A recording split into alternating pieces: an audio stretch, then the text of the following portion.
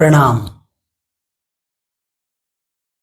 ज्योतिष विज्ञान के क्षेत्र में एक भ्रांति सी फैली हुई है कि शनि और सूर्य की आपस में दुश्मनी है। शनि को पुत्र मानते हैं और सूर्य को पिता मानते हैं। इन दोनों की नहीं पटती। अरे भैया, यह एक अलंकार की भाषा है। उदाहरण के तौर पे एक अलंकार दिया गया,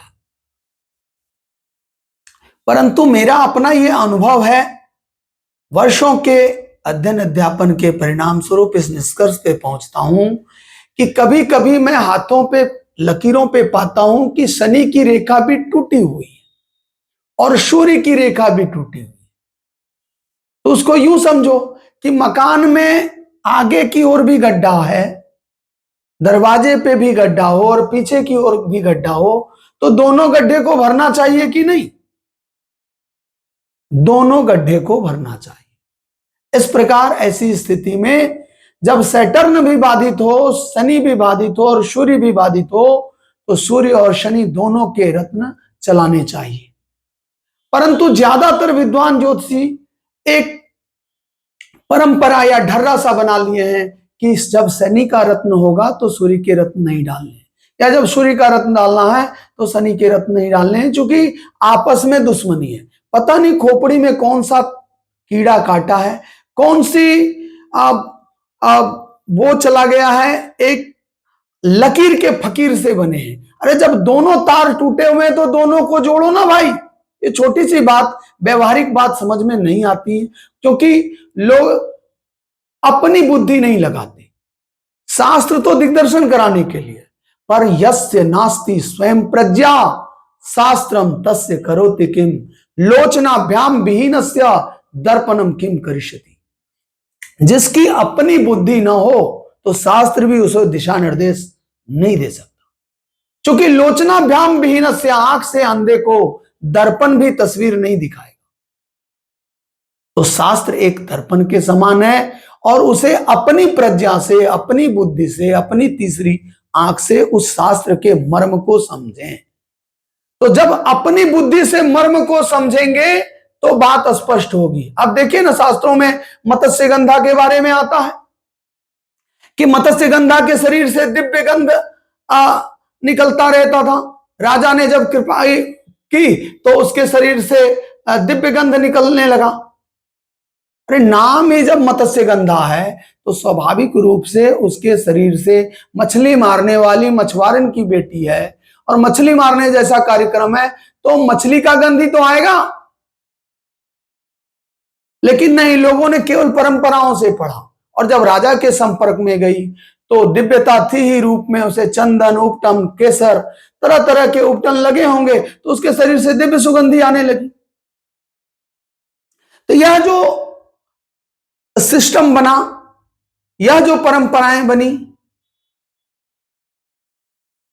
इसी प्रकार जब व्यक्ति अपनी बुद्धि से दिग्दर्शन नहीं करता, अपनी बुद्धि को ठीक ठीक इस्तेमाल नहीं करता कि इसका निराकरण क्या होगा, तो मामला फंसने लगता।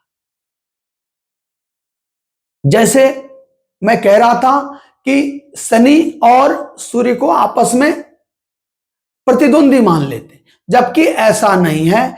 अगर भाग्य की रेखा अनुकूल हो, तीव्रतम हो, और सूर्य की रेखा टूटी फूटी हो, तो ऐसा व्यक्ति धनवान होते हुए भी यशहीन हो जाएगा। ऐसे ऐसे कर्म करेंगे कि यश गिर जाएगा। अगर आपका पेमेंट देना है तो इतने इतने बार बुलाएगा कि आपके जूते घिस जाएंगे और तब पेमेंट देगा। तो यह जो उसकी स्वाभाविक वृत्ति में दोष है, इसके कारण वह यशस्वी व्यापारी नहीं होगा, यश नहीं आएंगे। लेकिन जब दोनों रेखाएं अनुकूल हो, जैसे शनि की रेखा अनुकूल हो और सूर्य की भी रेखा अनुकूल हो, तो उस भाग्य में सूर्य के रेखा के प्रभाव से सौभाग्य का मिश्रण हो जाता है, और वह व्यक्ति लक्ष्मी के साथ साथ गुरुता, लक्ष्मी की गुरुता के साथ साथ यशस्विता से भी, यश प्रतिष्ठा प्रभाव से भी संपन्न होगा। इसलिए मेरा यह विद्वानों से भी आग्रह है कि वह इस बिंदु पर विचार करें और भ्रांतियां न फैलाएं कि ये दोनों दुश्मन है। पिता पुत्र का न बनते हुए एक दूसरे का सपोर्टर ही होता है। संसार में देखे जाते हैं पिता पुत्र में विभेद होते हुए भी एक दूसरे के सपोर्ट में ही होते हैं, जानी दुश्मन नहीं होते। तो शनि की रेखा अगर अनुकूल है और सूर्य विघटन की स्थिति में है तो सूर्य को शनि मैं अनुभव करता हूं कि संरक्षित ही करता।